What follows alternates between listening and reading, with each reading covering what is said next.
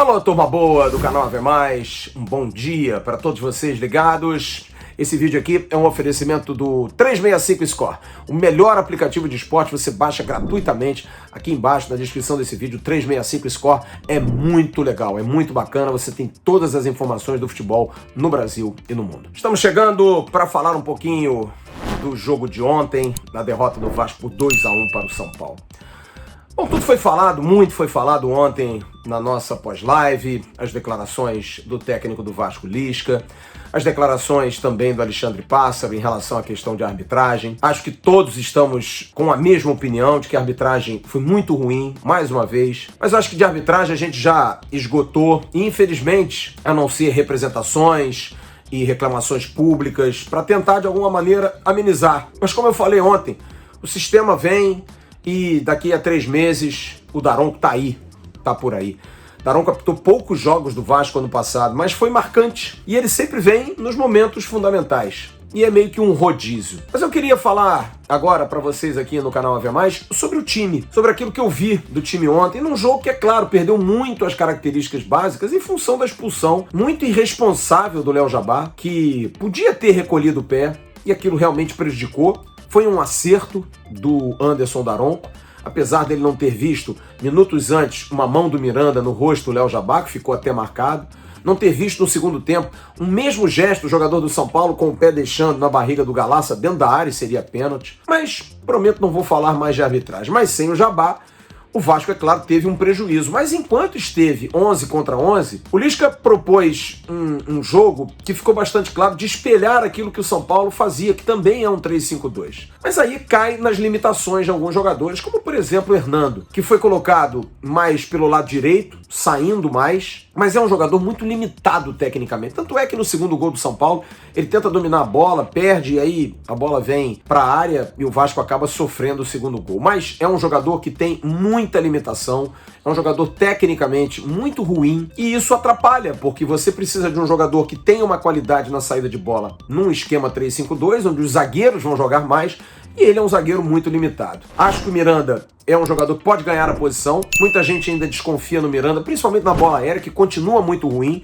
O Vasco ontem teve pouco a opor em relação a isso, mas quando teve, quase tomou um gol, uma grande defesa do Vanderlei, uma cabeçada do Léo Pelé, e na volta o zagueiro do São Paulo, Bruno Alves, quase fez de peito.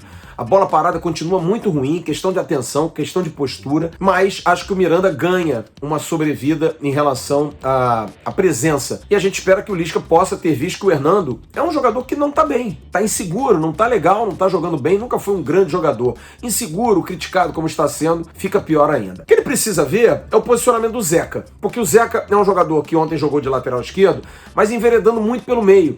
Uma posição que eu acho até que ele pode realmente começar a pensar a ser utilizado, porque o Vasco precisa de profundidade pelos lados. Acho que o Caio Tenório ou o Léo Matos, o Vasco tem que jogar com laterais de ofício, laterais que façam o fundo, que possam chegar. Eu sou favorável muito a colocar os jovens pela lateral. Lateral hoje no futebol precisa ter saúde, precisa passar, precisa estar dando opção sempre.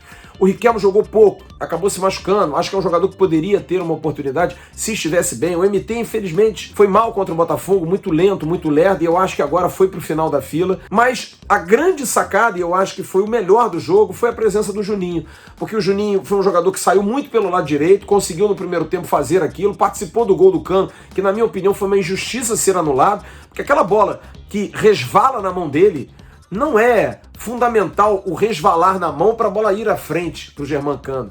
Já havia o passe com o peito. É um movimento normal, natural.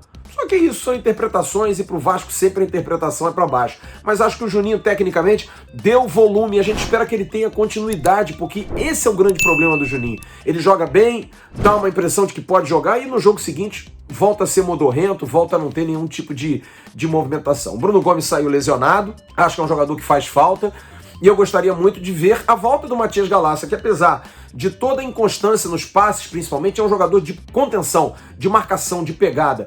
E vinha jogando num time que jogou bem contra o Guarani e jogou bem contra o São Paulo. Acho que foi o grande erro do Lisca fazer essa modificação. Mas agora, sem ele, sem o Bruno Gomes, acho que o Galaça, jogando ao lado do Juninho, pode também dar caldo em relação a isso.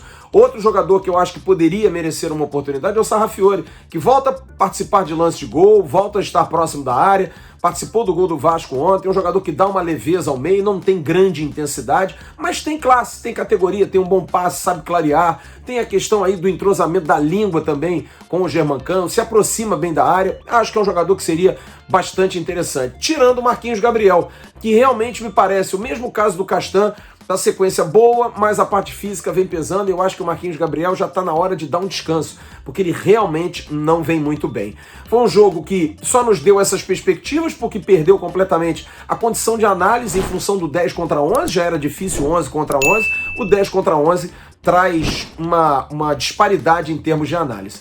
Esperar que possa todo esse rancor, esse ódio que o Vasco sentiu depois do jogo por conta da arbitragem, palavras eu sei pesadas, mas que isso seja transformado como um combustível.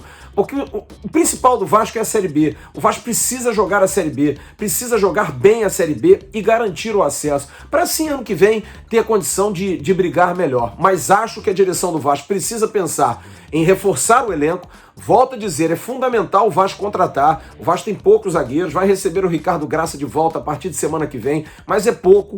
Acho que o Miranda é um zagueiro bom, mas não é um titular absoluto. Acho que o Hernando tem que dar o tempo, não dá mais. O Vasco não tem volantes, por exemplo, tem Michel e Rômulo, que são dois jogadores que não têm condição realmente de render normalmente, e acho que falta jogador para frente que seja de velocidade pelos lados. O Léo Jabá é um jogador bom, mas é um jogador pesado, é um jogador que tem até alguma velocidade, mas não é um velocista. Morato é outro que para mim também não tá dando, não tá engrenando. Para colocar o Morato, colocasse o Gabriel Peck. Acho que a direção precisa pensar nisso, reforçar, trazer jogadores que possam, não é 10 não, traz 2, 3 pontuais para posições pontuais, nevrálgicas, para que o time possa ter um bom rendimento. É esperar agora que o Lisca possa fazer hoje e amanhã treinamentos, vai ser um negócio muito rápido para enfrentar o Vitória, que é um resultado que o Vasco precisa. Jogando em Salvador, o Vasco precisa somar ponto, o Vasco precisa ganhar jogo, porque senão vai ficar complicado. É uma reta final aí de Série B do primeiro turno, pegando adversários que estão ali embaixo, Vila Nova, Londrina, Remo e também o próprio Vitória. O Vasco precisa somar pontos, precisa ganhar para entrar no segundo turno com um pouco mais de respaldo, de gordura. Acho que isso é fundamental.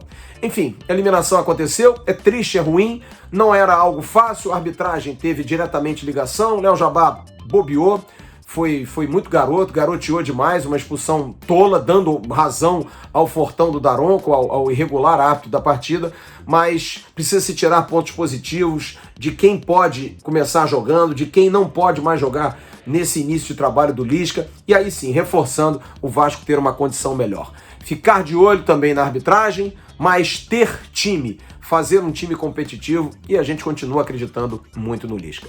Grande abraço a todos vocês, um ótimo dia. Mais tarde tem o Bom Dia Gigante com o Emerson Rocha lá no canal Atenção Vascaínos. Grande abraço, bom dia a todos vocês. Tchau, turma.